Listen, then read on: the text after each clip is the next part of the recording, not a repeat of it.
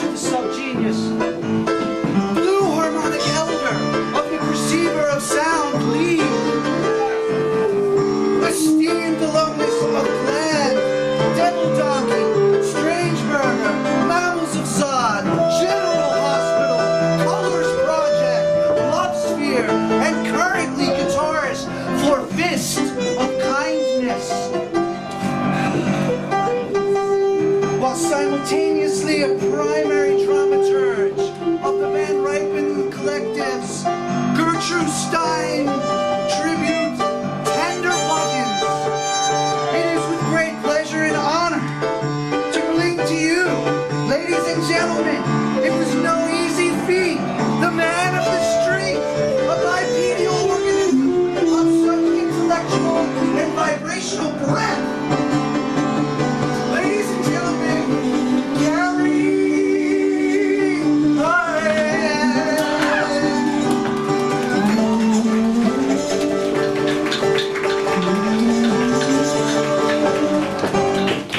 Thank you.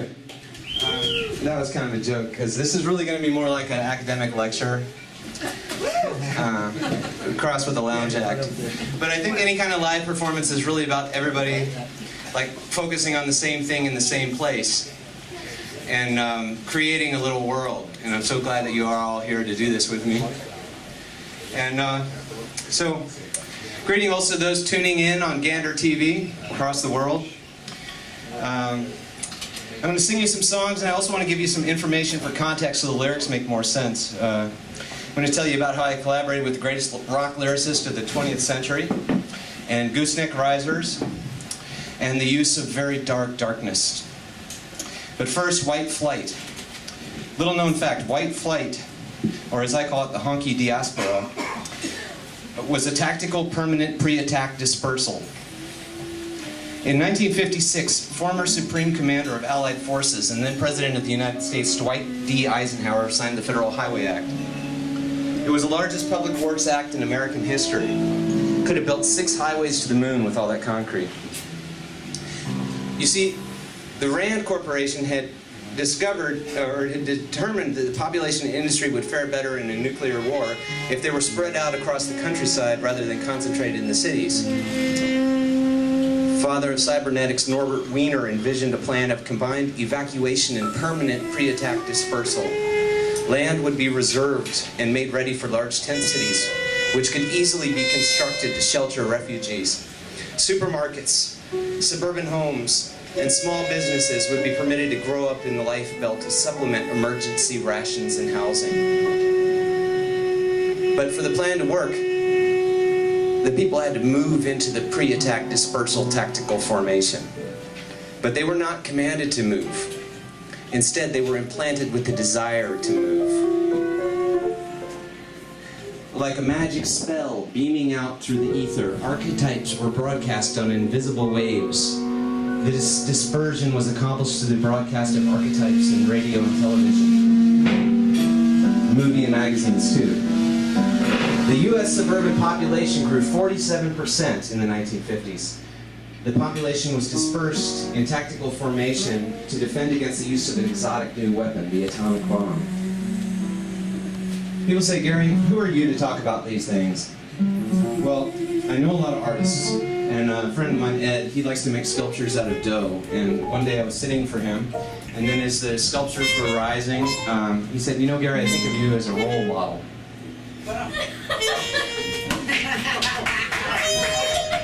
And now a word from our sponsor, the Perceiver of Sound League. Here's a pro tip to spice up your love life.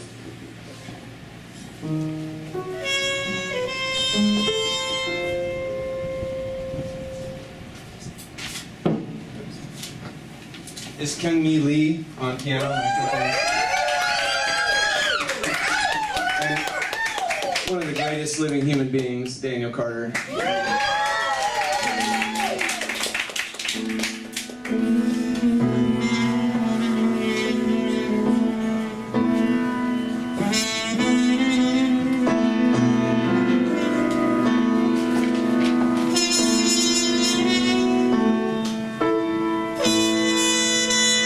Remember the last time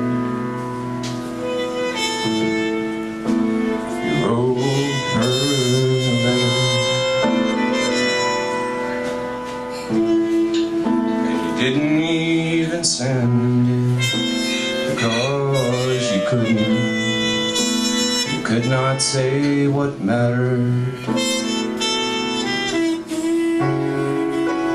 Sometimes you think we're better off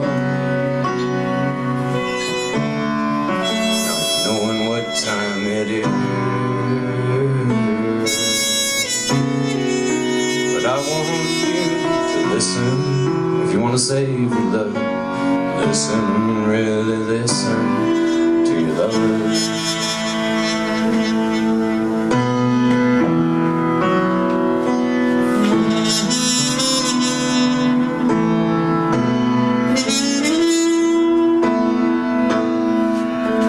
How can you tell me something's holding her back? You gotta stop being jealous of all the men she's loved in the past, and ask her what she wants. Give her what she needs.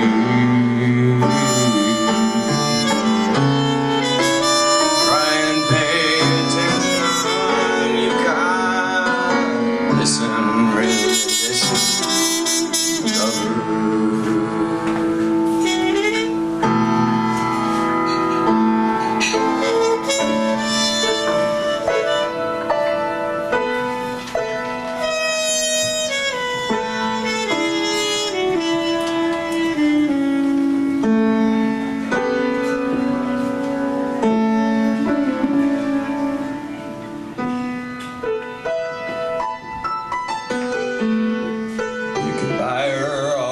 Chocolate,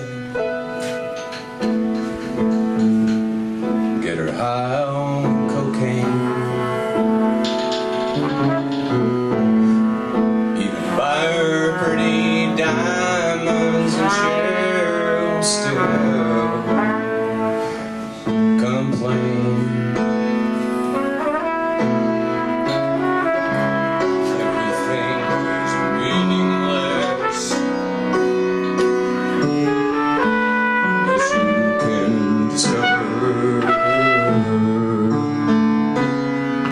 How to stop obsessing about yourself and listen, really listen to your lover. Listen to your lover.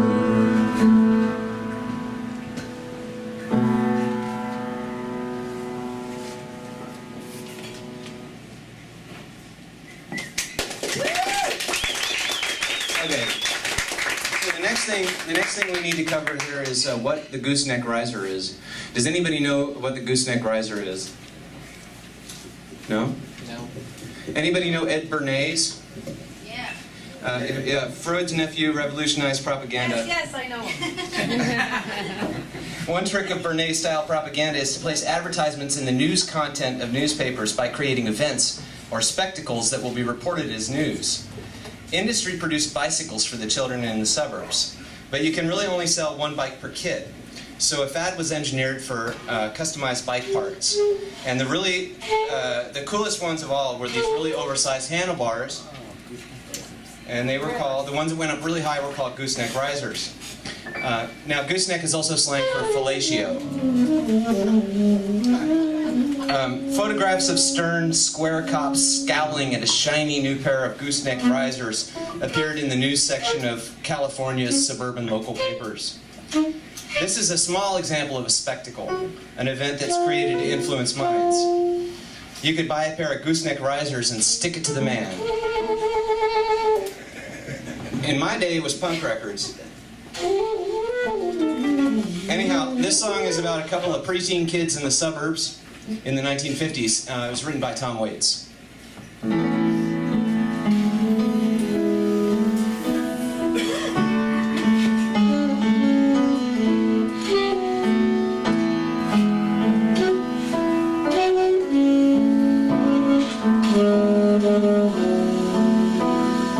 Eddie Grace's Buick, he's got 4 bullet holes in the side. Charlie Delilah sitting at the top of an avocado tree, and Mrs. Storm will stab you with a steak knife if you step on her lawn. I got half a pack of Lucky Strikes, man, so come along with me. Fill our pockets up with macadamia nuts and go over to Bobby Goodman's Sons and jump off the roof. I hear Hilda play strip poker when her mama's across the street, and Joey Novinsky says she put her tongue in his mouth. Well, Dickie Faulkner's got a switchblade and some gooseneck risers. The eucalyptus is a hunchback. There's a wind out from the south.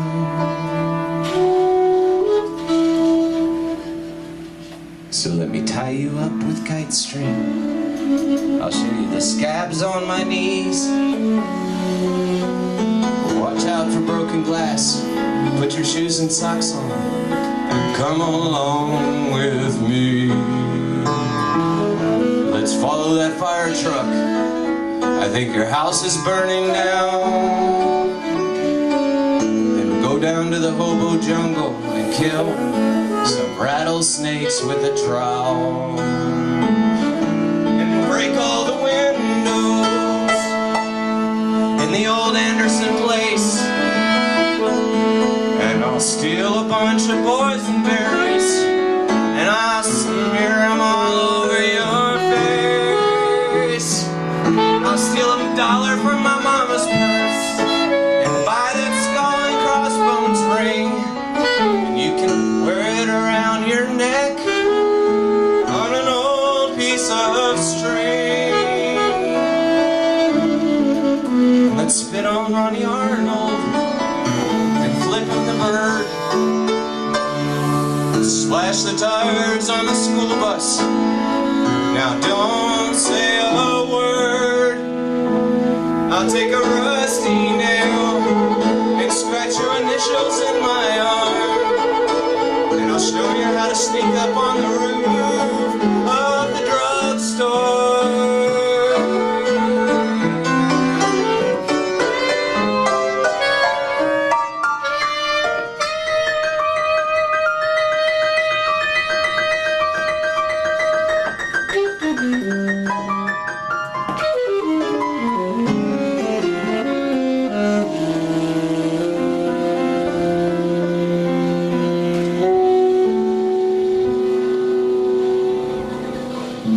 Take the spokes from your wheelchair and a magpie's wings, and I'll tie them to your shoulders and your feet.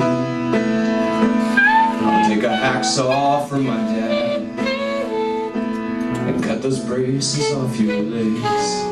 We'll bury them in the night out in the cornfield.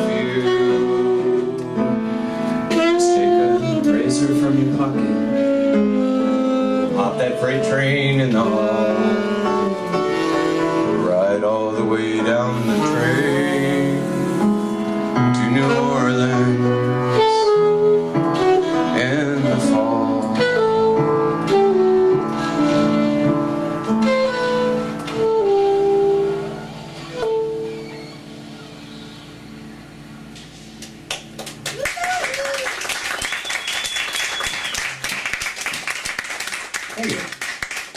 These propaganda tricks, though, once you become aware of them, they don't work as well anymore. You might think of propaganda as lies. Someone, say the devil, for example, could tell a story that's 100% true facts and still would be a lie because of what's left out. The New York Times is a perfect example of this, and they tip you off that they're doing it with their little slogan, all the news that's fit to print. Very dark humor. The ambiguity is subtle and lies in the word fit. It's the same kind of extremely dry, dark humor that you find in the motto of the European ruling dynasty, the Hohenzollerns. Nothing without God. At first you think it means everything with God, but then you realize it means a nothingness that even is absent of God. So it's kind of like a very dark darkness. Speaking of very dark darkness, here's the darkest punchline of the evening. Remember how I was telling you about how they got all the white people to move to the suburbs as a defensive tactic against atomic weapons? The punchline is that they got all the black folks to move to the center cities. Is everyone free to do what they want to do when they all do the same things? Do you know any Americans who experience freedom?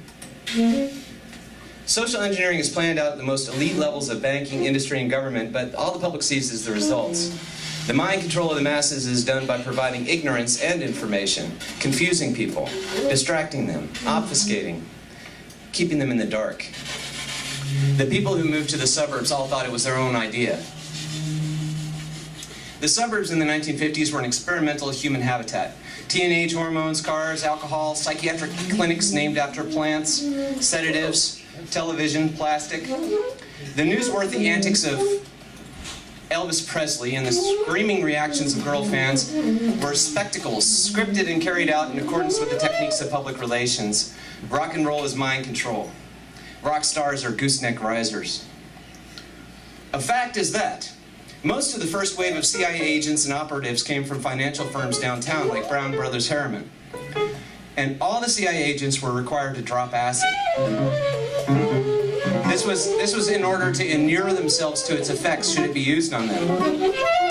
Some of them did extensive research. So much of what characterizes our society today started off with a bunch of investment bankers tripping balls on Sandoz acid. The great opera composer Evan Hause, he wrote 3 operas about this period of history. And this great American composer is here with us tonight. Evan Hause. He's going to sit in with us on the drums for a couple songs. Okay, so I'm going to crib some quick notes from Dave McGowan's new book, Weird Scenes from the Canyon. 1964, Admiral George Stephen Morrison is in charge of a carrier group in Vietnam's Gulf of Tonkin, engaging the U.S. Navy in what's now called a false flag attack, another kind of spectacle. They attacked themselves and blamed the Vietnamese in order to get a war going. Meanwhile, Admiral Morrison's son, Jim, was starting a band called The Doors. Frank Zappa's father was MK Ultra. John Phillips of the Mamas and Papas was CIA and part of a pedophile club. Stephen Stills, David Crosby were both black operatives with military intelligence. Timothy Leary was a CIA operative. And now the remaining members of the Grateful Dead play Bohemian Grove. Whoa. Laurel Canyon, where all these rock stars congregated, was also the home to the covert film studio of America's intelligence and black propaganda operations. There is a man behind the curtain. The unseen hand is picking your pocket and diddling you. That was supposed to get a laugh. Jesus Christ. If only it wasn't true. What does it take? The techniques of mind control depend on you being ignorant of the techniques of mind control. They keep you in the dark, and then they tell you the sun is dangerous. We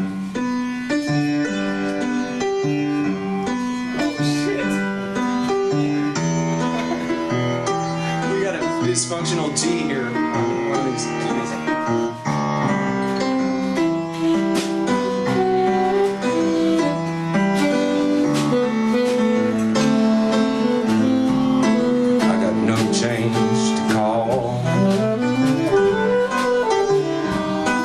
Just miss you, that's all. I was in your neighborhood, and I just thought I would. There's no singers today in the cafe you used to pay. The grocer glares at me as he pulls down his gate, and I wanna go home. Nothing remains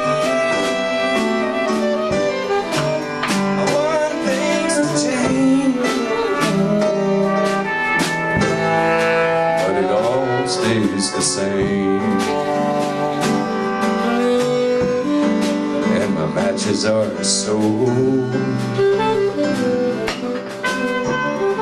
So I can't get a smile, just looking for you. Alone in the dark, so I hop a fence into your yard. There's mud on my boots, there's a scratch on my arm.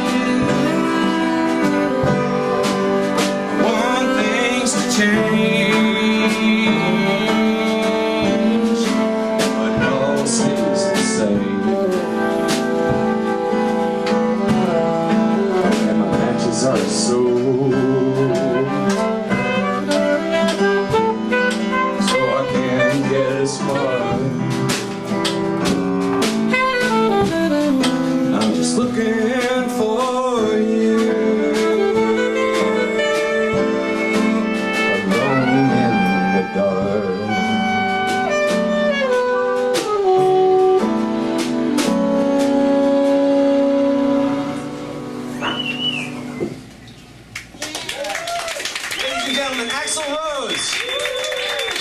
Hey, Axel, come back up here. Okay. I thought Axel was going to be here today. I'm just glad she showed up. I'm really happy. I'm glad. You left instrument? What? Oh. Man, I left Esalen out, I left out culture cracking, so much stuff I had to leave out.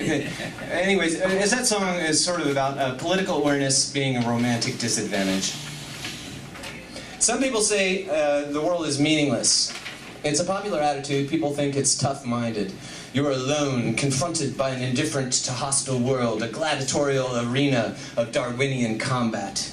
People create their own meaning out of chaos because that's what brains do. This is a sort of high school existentialism. It's the real Hollywood product. It's a great way to think if you want to be alienized, atomized, addicted consumer who is completely at the mercy of an environment created by for-profit corporations. But I think it's wrong. Life is nothing but a pile of meaning. The human being is primarily a sender and receiver of messages. It's dangerously arrogant to say there's no meaning. What if you're just too slow to get it? How tough should a mind be, anyhow? Ram tough? Tough enough to overstuff? There's too much meaning for us to handle. The world is a layered, textured, tangled web of meaning. So much meaning at once, if you don't like free jazz, you might just think it's noise. One way to deal with all the excess meaning is by ignoring it, or by habit formation. After a while of dealing with the same message, we react automatically. Growing up is mostly a process of developing bad habits. Somehow I ended up with this idea that some bad habits were good because they're bad. What's so great about being subversive? A subversive is literally a saboteur or a traitor. Subversion means basically doing a crappy job, throwing a monkey wrench. Subversion is corruption. Sometimes it's the only way we can live with ourselves. But subversion is just compliance with a little resistance thrown in. A subversive is compromise. But somehow it's sexy. Which, as we all know, is the most important thing to be. Somehow, subversive is the sweetest thing you can call somebody these days. Now we're gonna play a song by Kemper van Beethoven that sort of extends this thing.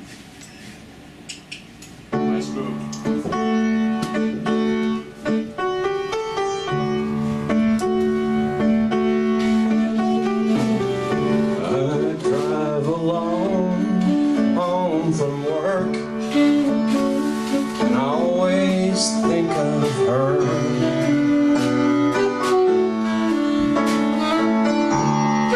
Late at night I call her,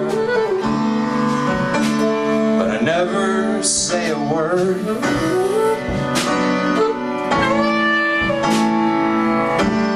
But I can see her squeeze the phone between her chin and shoulder.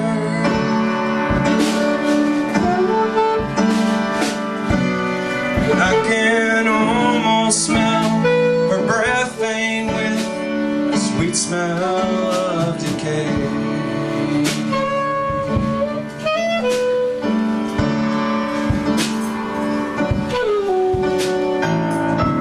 She serves him mashed potatoes, and she serves him peppered steak with corn.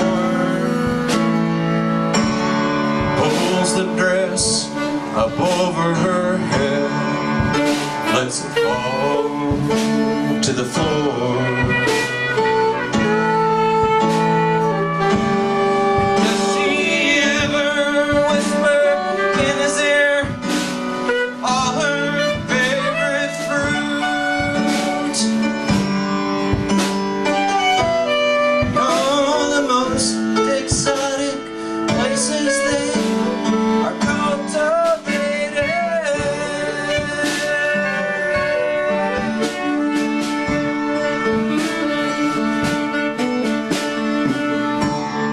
And I'd like to take her there rather than this train I'm on.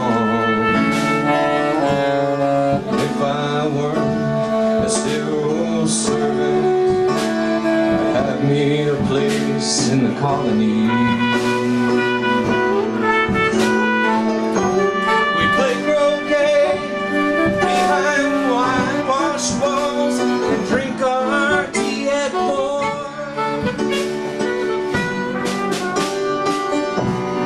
Within the nips and distance of the embassy.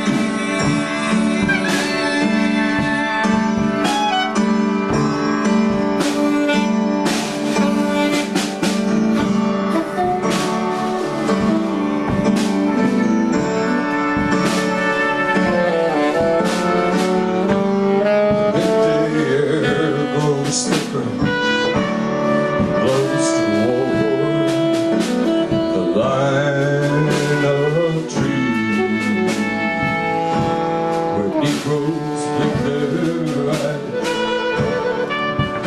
as they sink into siesta. We are rotting like a fruit beneath the rusted roof.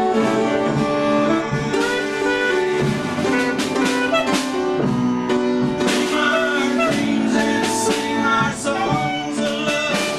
Couldn't there be a life enough? Life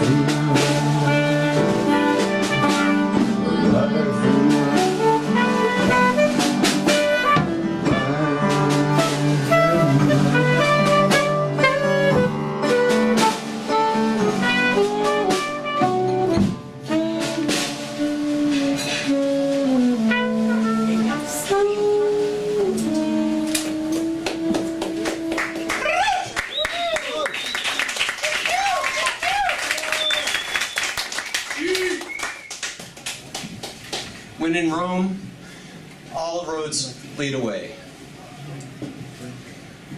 Axel, there is no use in a center. The biggest war is for your mind. Some think all wars are for resources. The biggest resource is your mind. The whole human world is a collection of bad habits. Revolution in the streets may be ill-considered when you have yet to occupy your own mind. I have a question. What's more real? The letter A or vinyl siding?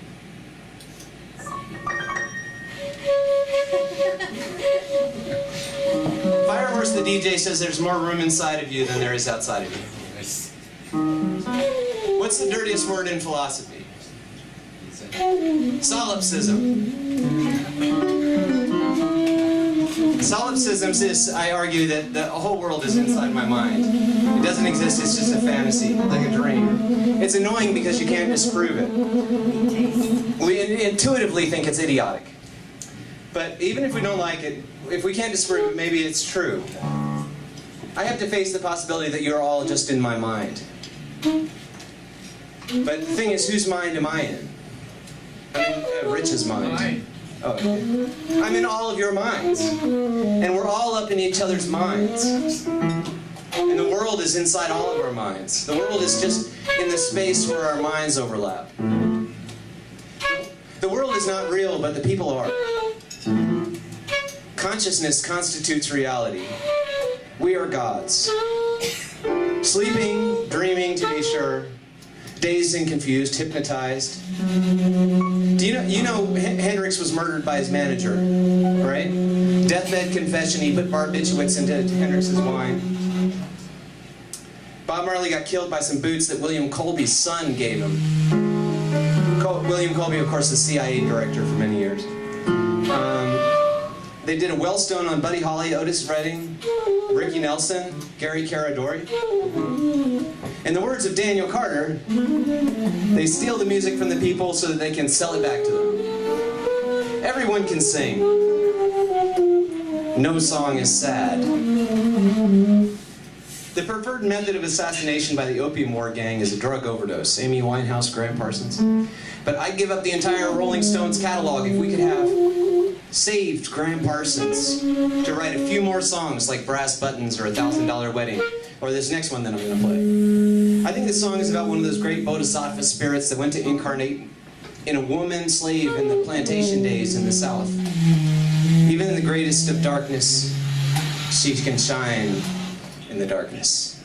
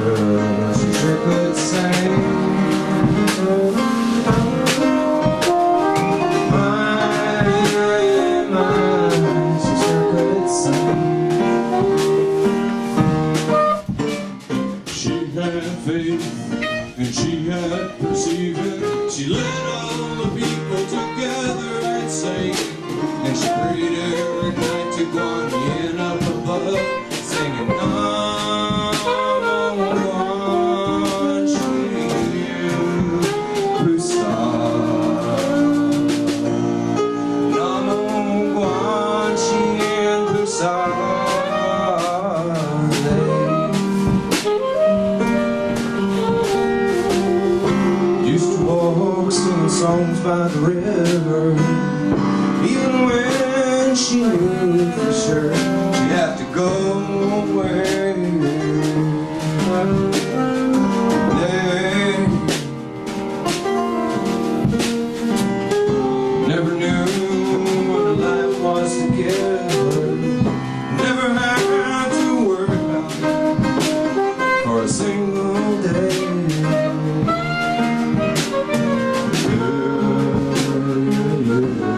She sure could sing.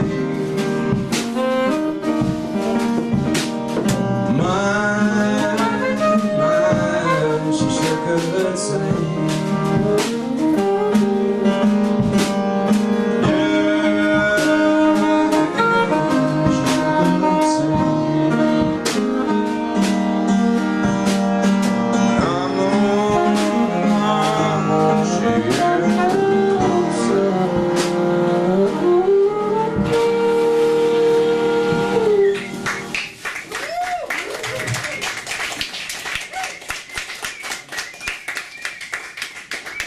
Thanks. The highest math is all proper nouns. My rock band, Fist of Kindness, is collaborating with the greatest rock lyricists of the 20th century. She had a decisive influence on Bob Dylan, John Lennon, Lou Reed, Captain Beefheart, Frank Black, Kurt Cobain, you name it. But because rock and roll hadn't been invented when she was writing, she isn't well known as a lyricist. Gertrude Stein she had a line in Objects, shine in the darkness, actually not aching, actually not aching. And they can't keep us in the dark forever because you shine from within. Consciousness is intentionality. We point our spotlight of attention and we create our world based on what we pay attention to. But we also have history to deal with, our bad habits, our identity. Our conscious is manipulated and engineered. I grew up in Texas. You guys probably all have ideas about Texas. It's much worse. I grew up in a suburb of Houston where the main industry was ostensibly space flight. In the 1980s, Houston was the world capital of murdered boy prostitutes. The Bruce Willis existentialist view is that the world is a hostile place and one must struggle to survive against ruthless foes. But brothers and sisters, if this world were the least bit hostile, we wouldn't have a chance. We ourselves are the hostile and ruthless ones. America's armed and dangerous, a sprawling nihilistic excess, a writhing mass of slithering black tentacles, a Plutonium Chthulu. I have to deal with the fact that I'm paying the CIA agents to rape children in front of their parents. If you don't believe me, just ask the greatest investigative journalist living, Seymour Hersh. Child rape and child torture are United States policy. We all know this, but we ignore it because of Kiefer Sutherland. Rush Limbaugh comes on TV and he says it's no big deal because it's just what we do to our own children anyhow. Or in his case, to the children in the Dominican Republic. Or sometimes they say it's just a few bad apples. In 2010, child porn was found on 5,000 computers at the Pentagon, and they use PCs. Get it? Bad apples? Just a few bad apples? Oh. History is layered into language like a genetic code. Domination, subjugation, conjugation. And the core is sex. Gertrude Stein said that she and Picasso had gone past believing in science. NASA is a cult. Andrea Yates knew exactly what they had planned for her kids. The image of science as rational is some wool that we pull over our own eyes while perverts poison the Pacific with plutonium. But none of this is new. Gertrude Stein had a good eye for what's going on. She complied and she subverted, so she's not like a heroic type like Muammar Gaddafi. But she had the honesty and self-respect to get past denial, even if she had to completely reinvent the English language to do it. It's the 100th anniversary of her masterpiece, Tender Buttons, a poem that I think Gertrude channeled from a transdimensional entity who sustains the matrix of intelligibility. I have a theory that the devil cannot quote Tender Buttons to his own ends. Tender buttons is like the world. Some people think it's meaningless when it has more meaning than we are comfortable with. The next song is from Tender Buttons. It's called A Chair. Gertrude Stein wrote the words and I wrote the music. I'll be appearing in the stage version of Tender Buttons in October as a suicidal soldier. I'd like to invite any of my bandmates to sing the chorus on this one too.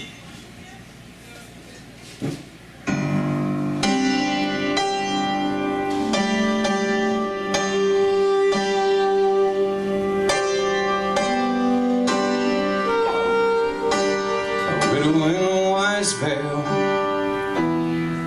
and more garments shows. The shadows are even.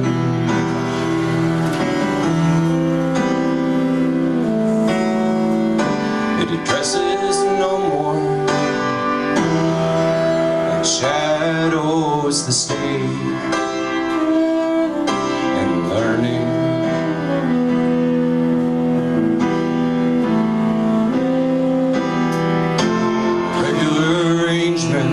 The severest and the most preserved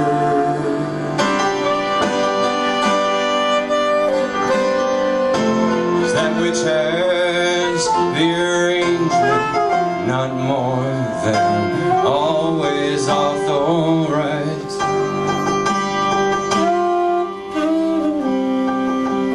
A suitable establishment, well housed, practical, patient and staring.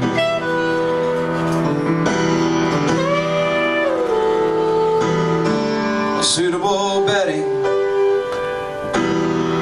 very suitable. Anything suitable is so necessary.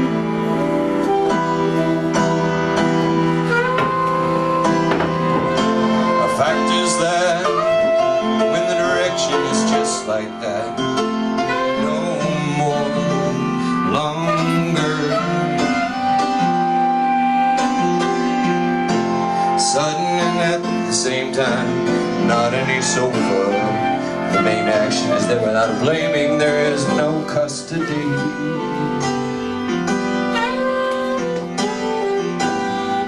Practice measurement. Practice the sign. It means, it really means a necessary betrayal. Oh, what is the spectacle? The spectacle is the resemblance between the circular side place, nothing else. Nothing else. Choose it is ended. It is actual, and more than that it has.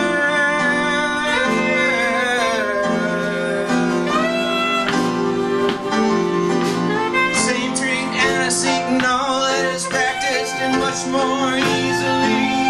Much more easily. Ordinarily.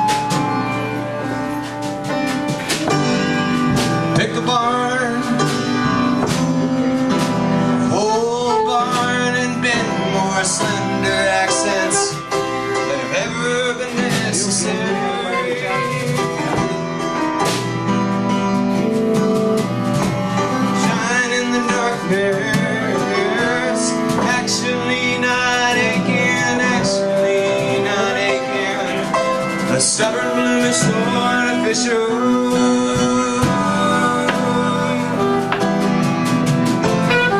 And even more than that, it is a spectacle. It is a binding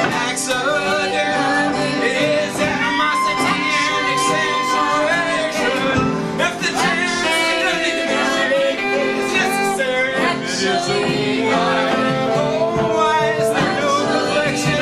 Why is there no rubbing? Why is there no special protection?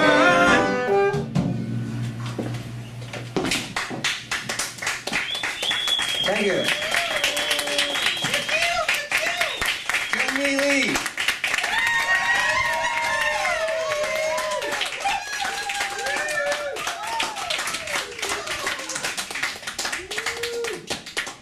Dimensional portal avatar Daniel Carter.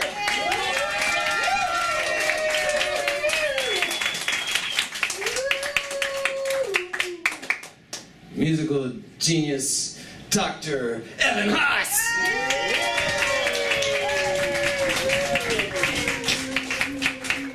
And Axel Rrose on trumpet.